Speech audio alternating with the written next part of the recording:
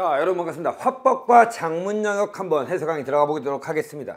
화법과 작문 영역은요, 그렇게 어렵지는 않았는데 여러분에게 한 문제가 조금은 정답률이 낮던데요. 그게 뭐냐? 42번 문제입니다. 이 42번 문제 잘 보시기 바라고요. 제가 보기에는 작년 수능보다는 훨씬 더 쉬운 지문이었습니다. 그래서 이 화법과 작문에서 시간을 얼만큼 줄일 수 있느냐라고 하는 부분은 잘 생각하면서 문제를 푸셔야 될 것 같아요.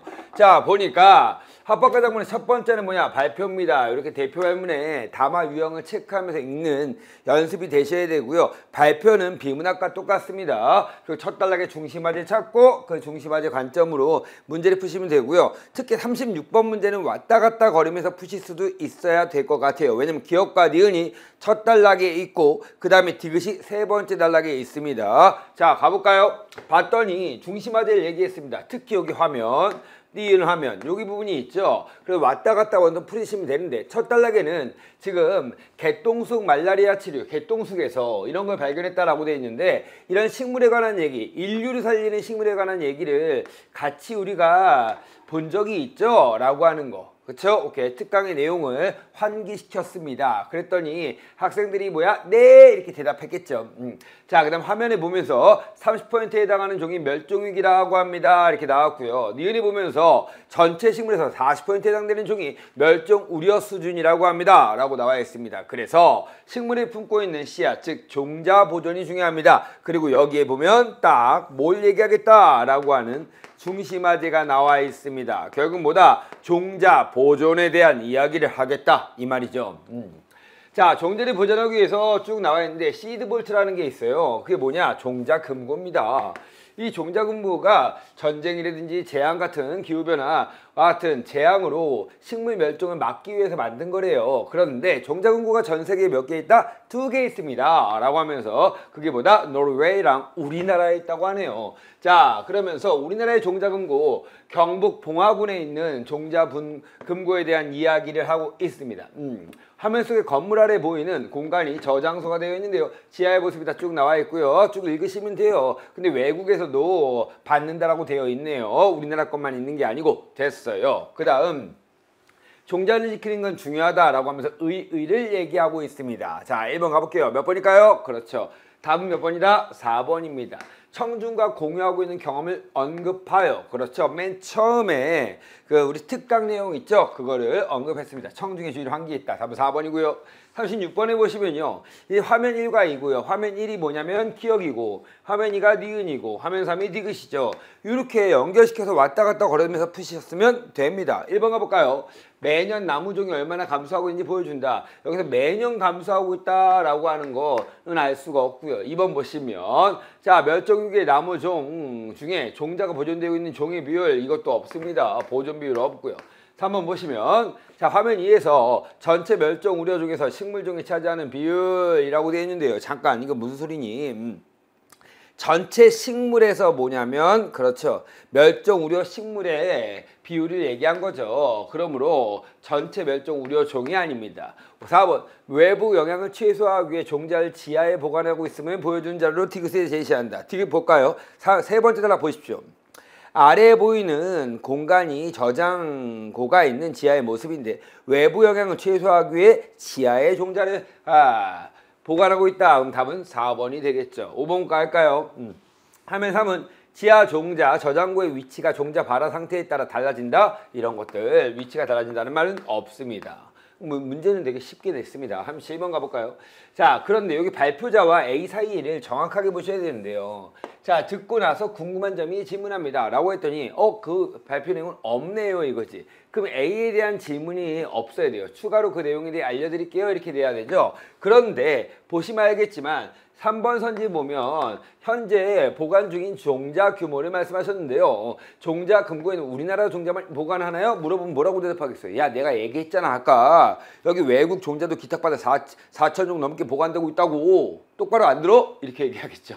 답은 3번입니다. 이건 벌써 나와 있는 것입니다. 추가로 그 내용을 알려준다. 이게 포인트야. 됐습니다. 넘어갑니다. 38, 42번 문제도 그닥 어려운 문제는 아니었어요.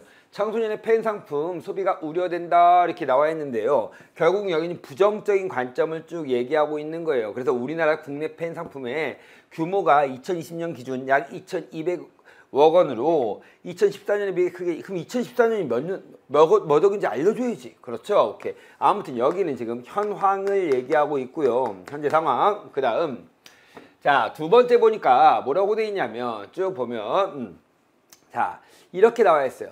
자, 몇 가지 우려가 있는데 첫 번째 우려가 충동적으로 팬 상품을 소비한 거다 이거야. 근데 보시면 알겠지만 얘가 초고거든. 초고를 읽을 때는 어떻게 해야 되죠? 그렇지. 잘못된 부분이 뭐가 있는지를 확인했어야 돼요. 충동적 상품과 일회성 소비는 다른 거죠. 그렇죠? 오케이. 그 다음에 과시적 소비다. 이게 두 번째고요. 그럼 과시한다. 이거고. 세 번째를 보니까 소외감을 느끼지 않으려고 팬 상품을 소비한다. 이런 내용이 나왔습니다. 그 다음 마지막에 보시니까 뭐라고 돼 있어. 청소년들의 합리적이고 주체적인 소비 태도가 필요하다라고 했는데 여기 부분 봐봐. 기업이 디자인과 실용성을 갖춘 팬 상품 이건 뭐야? 전혀 관계가 없으니까 이런 것들은 빼야 되는구나. 이런 게 읽을 때 느껴졌어야 된다는 겁니다. 자, 그 다음 나를 보면요. 물론 요거 가를 읽은 다음에 38번 문제와 그렇죠? 오케이.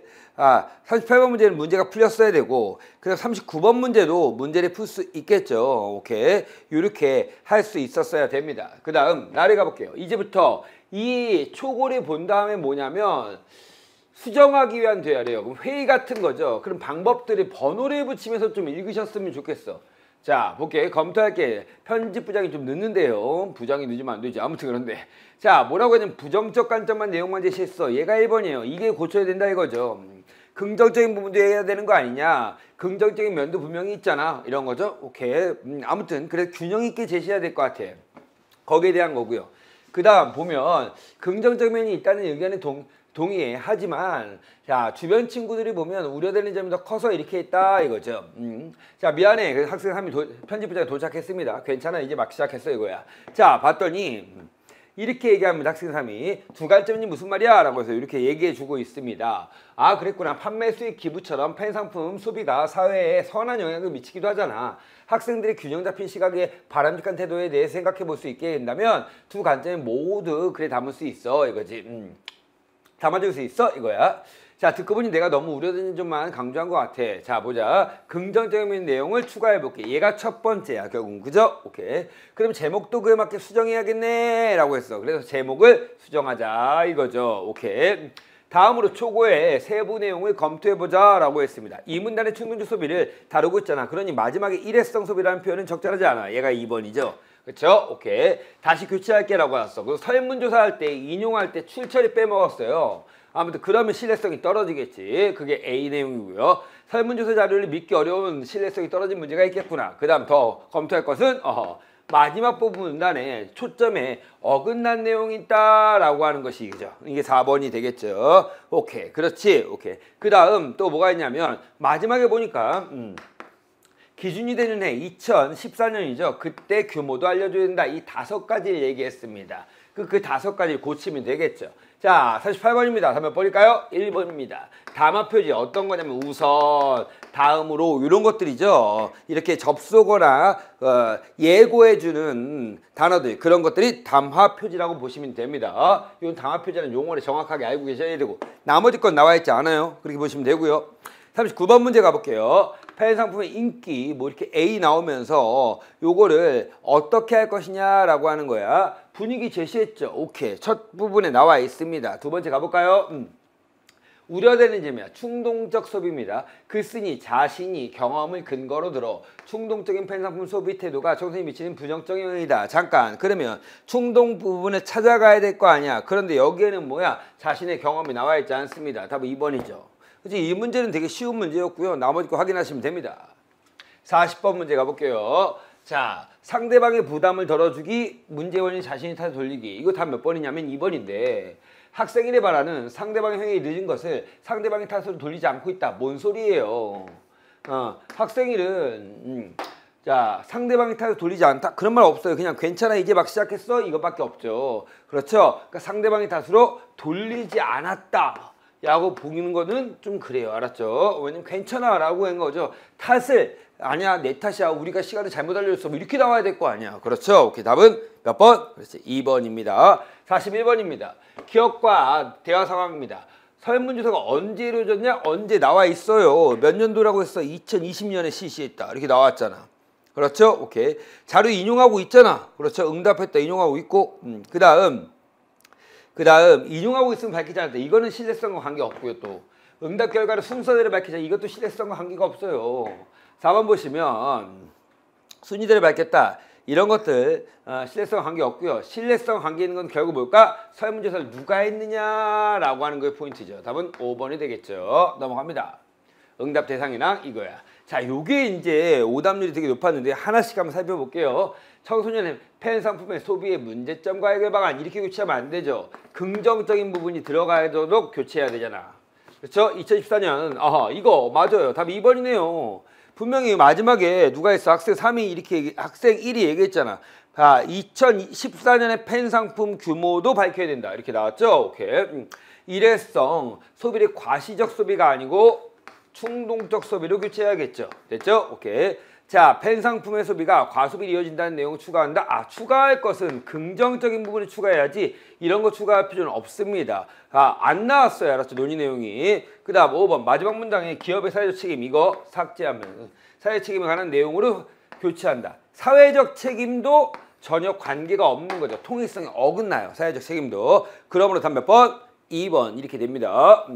뭐 어려운 문제 아닌데 이게 좀 빠르게 읽느냐고 놓치지 않았을까라고 하는 생각을 해봅니다. 분명히 말하지만 화작은 무조건 읽으셔갖고 번호 딱딱딱 붙이면서 가셨어야 합니다.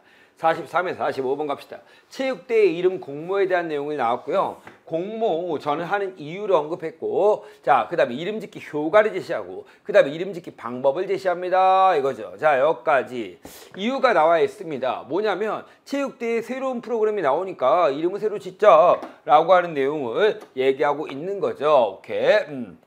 이름 짓기 효과가 크다. 이름 짓기 효과에 두 가지 정도가 나왔는데 1번 긍정적 이미지를 갖게 한다. 두 번째는 뭐냐면 참여 동기를 이끌 수 있다. 이거예요. 그렇죠? 오케이. 우리 예시를 들었습니다. 그 다음 마지막 어떻게 해야 될까라고 하는 건 방법을 얘기했죠. 먼저 대상의 특성이 잘 드러나도록 하고요. 지나치게 생소하게 하면 안 돼요. 그렇죠? 오케이. 자, 그 다음 대상의 특성을 잘 드러내고 사람들이 이해하기 쉽도록 이름 짓는 것이 중요하다. 또한 자, 기분 좋게 수용할 수 있도록 표현하는 것도 필요하다. 이 세 가지 정도가 방법이 나와 있습니다. 됐죠? 오케이. 3번입니다. 기업까지 구체화하는 것입니다. 이것도 너무 쉬웠는데 답 1번이죠. 체육대라는 이름에 대한 부정적 반응이 아니고 프로그램이 바뀌었으니까 새로운 이름을 짓자 이거잖아요. 답은 1번입니다. 나머지 것들은 제가 할 말이 없고요. 넘어갑니다. 자, 4번입니다. 조언이 나왔대요. 이렇게 하면 여기다 번호를 붙이면서 가야 돼요. 많은 학생들이 공모전에 참여할 수 있도록 이름 짓기는 학생들에게 어려운 일이 아님을 밝혀주는 게 좋겠어. 이게 1번. 그 다음 또한 이 문단에 언급한 효과. 이 문단에 언급한 효과가 뭐냐면 여기다 저는 메모를 했습니다. 긍정적 이미지를 준다. 긍정 이미지를 올려준다. 그렇죠? 공모전에 참여 권유를 하면서 그렇죠? 관련하여서 마무리하면 좋겠어. 됐어. 여기가 2번이고요. 참여 권유까지 나와야 된다. 이렇게 보시면 될 것 같아요. 1번 가볼까요? 이름 짓기는 누구나 어렵지 않게 도전할 수 있는 일이다. 자, 보세요.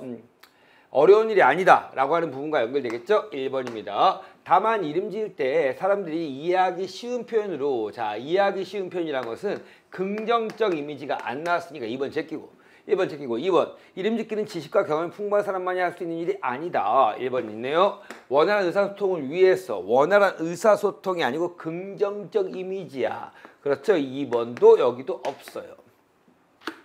그쵸? 오케이, 3번 가볼까요? 생소한 이름은 사람들에게 수용되지 않을 수 있다. 여긴 뭐야? 지금 1번이 없어요. 누구나 어렵지 않게 한다 이거죠. 4번.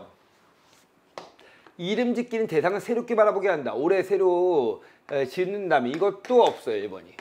자, 이름 짓기는 학생들도 충분히 할 수 있다. 1번 있네요. 긍정적인 신을 갖게 한다. 2번 있네요. 도전해보는 게 어떨까? 권유하고는 거니까 3번이죠. 다음 몇 번? 5번. 이렇게 번호 붙이면서 따져가면서 푸시면 절대로 실수가 나오지 않는다 이겁니다. 45번. 저는요 이거 되게 기대했는데 이 기대가 어긋났어요. 왜냐면 이게 자료 1은 자료 2와 달리 이런 식으로 좀 문제를 냈어야 했는데 왜 이랬지? 평가원 너무 쉽게 하나씩 대조했네요. 이것도요. 답이 2번 하면 딱 넘어갑니다. 자료 1위 보면 지금 보조개사, 등급회사와 보조개사라고 돼 있죠. 외관이 이쁠 것 같다. 이렇게 효과가 되게 더 크다 이거예요. 이쪽 효과가. 그렇죠? 오케이. 이미지가. 자, 그런데 보니까 보조개사과 등급회사과의 영양소 항목에서 점수 차이가 가장 작다는 점을, 자, 보니까 점수 차이가 별로 적은 건 맞아요. 이 0.8밖에 차이가 안 나니까요. 들어서 이름 짓기가 대상에 긍정적인 이미지를 갖게 할 수 있다. 뭔 소리예요? 이 점수가 작다는 것과 긍정적인 이미지를 갖게 할 수 있다는 근거, 이 두 개가 인과가 맞지 않습니다. 그럼 다음 몇 번? 2번 이렇게 가시면 됩니다. 나머지 문제는 뭐 어렵지 않았습니다. 화작은요, 여러분 잘 보세요. 화작을 선택했다는 것은 좀 빠르게 문제를 풀고 그래도 엄매보다는 공부량이 적다는 건 확실합니다. 그러므로 확실하게 다 맞히는 것이 매우 중요하다. 이걸 말씀드리고 싶고, 화작은 아직 기출문제가 많기 때문에 연습도 많이 하시기 바랍니다. 선생님은 다음 또 해설 강의와 좋은 강의를 통해서 만나 뵙겠습니다. 안녕!